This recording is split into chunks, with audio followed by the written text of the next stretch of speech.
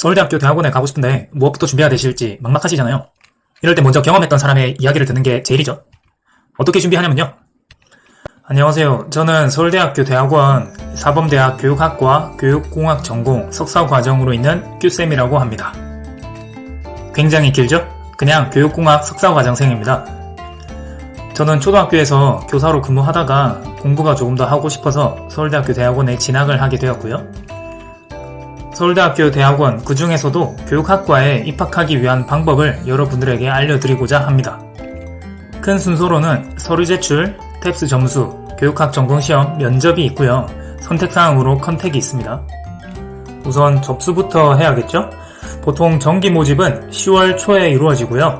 그리고 10월 중순에 이력서, 자기소개서, 연구계획서 등을 제출해야 합니다. 이 부분은 뒤에서 좀 깊게 다룰게요. 먼저 탭스를 일정 점수 이상 만족하셔야 하는데요. 교육학과 기준으로 개정 탭스 327점 이상, 그리고 기존 탭스 601점 이상, 토플 IBT 86점 이상이고요. 탭스는 수능 영어하고 좀 비슷한데 난이도가 높으니 열심히 준비하시길 바랍니다. 하지만 수능 영어를 열심히 준비하셨다면 기준 점수를 충족하는 건 그렇게 어렵지 않으실 거예요. 두 번째로 교육학과는 전공 입학시험이 있는데요. 교육학 세부 전공 10개 과목 중에서 3개 과목을 선택해서 답안지를 작성하신 후 제출하셔야 됩니다. 교육학 세부 전공으로는요, 평생교육, 교육사회, 교육행정, 교육과정, 교육평가, 교육심리, 교육공학, 교육사, 교육철학 이렇게 10개가 있고요. 각 전공마다 필수로 선택해야 하는 과목이 있습니다. 예를 들면 교육공학을 가기 위해서는 교육공학을 선택해서 답안지를 제출하셔야 합니다. 이 외에도 각 과별로 조금 입학 전형이 다르니 공지를 꼭 자세히 읽어주세요. 사범대학의 다른 과 같은 경우 필답 고사가 없고 서류와 면접 전형만 있을 수도 있습니다. 그럼 교육학 전공시험 공부는 어떻게 할까요? 저는 EPR 교육학 논술이라고 중등 임용고시 교육학 논술 기출문제 및 핵심 내용 문제집으로 공부를 했는데요. 자, 요렇게 생겼습니다. 네, 책 공부는 아니고요. 보통 중등 임용고시 교육학 논술을 공부하기 위해서 보시는 책들이 여러 가지가 많은데 그 중에 여러 가지를 참고하셔도 괜찮고요. 혹은 교육학 인강 강의를 듣는 것도 괜찮은 방법이라고 생각을 합니다. 교대 사범대를 졸업하신 분들은 대학교 때 교육학을 배우셨겠지만 이미 시간도 많이 흐르고 교육학이라는 과목이 워낙 또 양이 방대하다 보니까 다시 한번 살펴봐야 입학시험을 칠 준비가 되겠죠. 저는 특히 이 책을 열심히 공부했는데요. 여기 보시면 이제 내용도 정리가 다 돼 있고 그 다음에 문제별로 모범 답안지가 있습니다. 그래서 그 모범 답안지가 실제 교육학 논술이나 아니면 이제 5급 행정고시, 공채에 나오는 이제 2차 시험 교육학 논술 시험 방식으로도 구성이 되어 있어서 굉장히 논리적인 구조로 이루어져 있어요. 그래서 여기서 좀 긴 필답고사의 답안지 형식에 맞게 조금 작성하는 연습을 하지 않았나 이런 생각이 듭니다.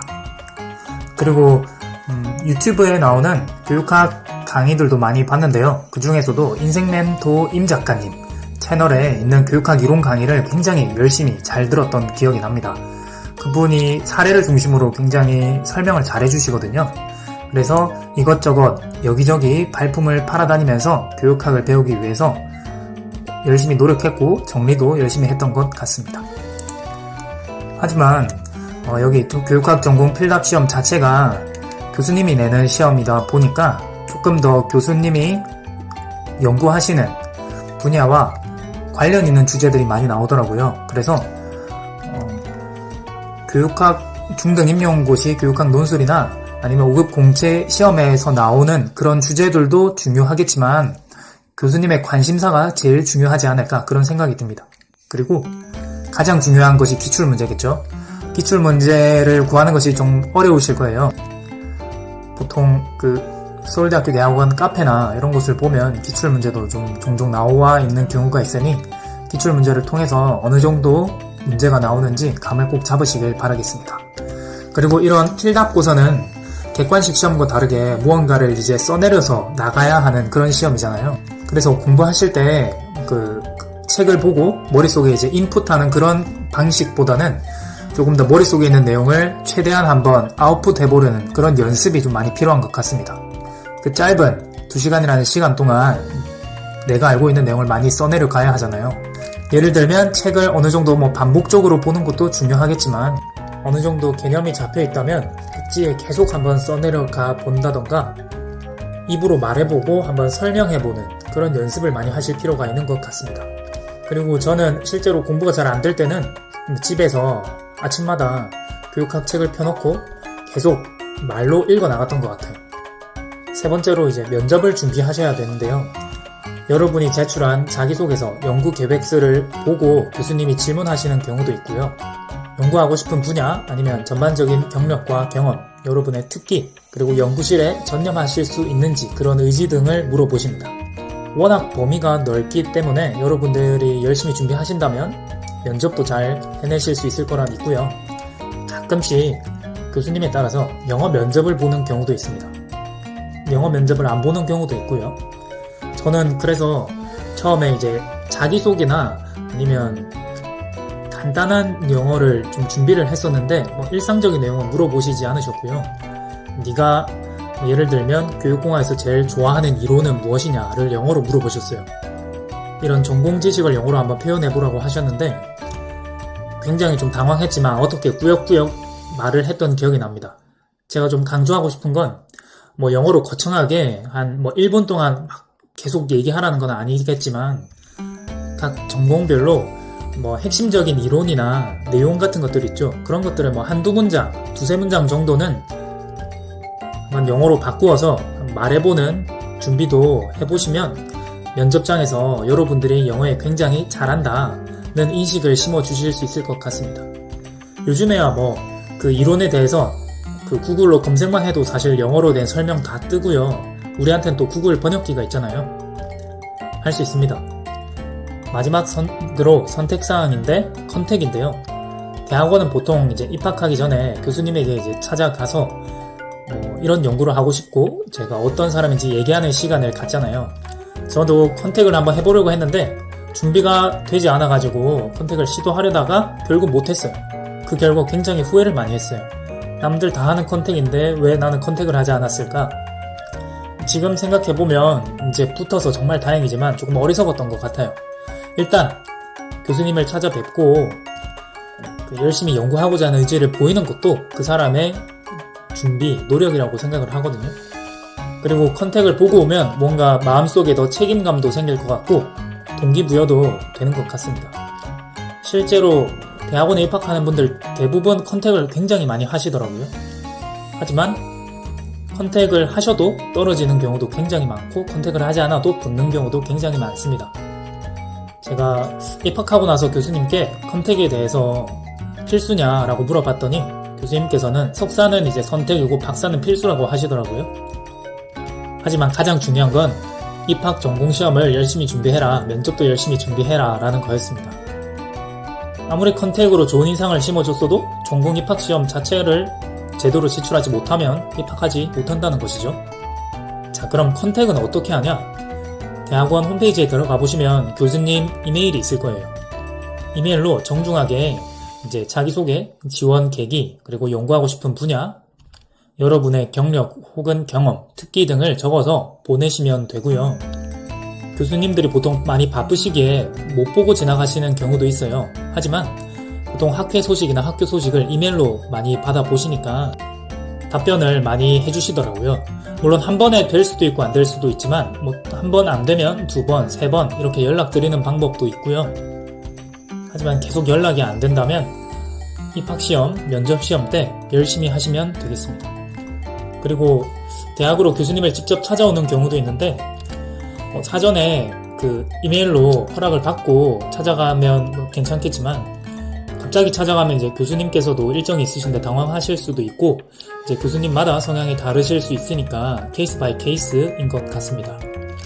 그럼 여러분, 컨택을 해서 결국 교수님을 뵈러 갔는데 무슨 말을 해야 될까요? 이건 개인마다 다르고 여러분들의 역량에 따라 다르겠지만 저는 가장 중요하다고 생각하는 것이 학회의 연구 동향, 그리고 교수님 연구 논문, 그리고 이제 교수님 연구실에 소속되어 있는 석사, 박사 과정생 그 학위 논문 등에 관한 내용을 파악하는 것이라고 생각을 합니다.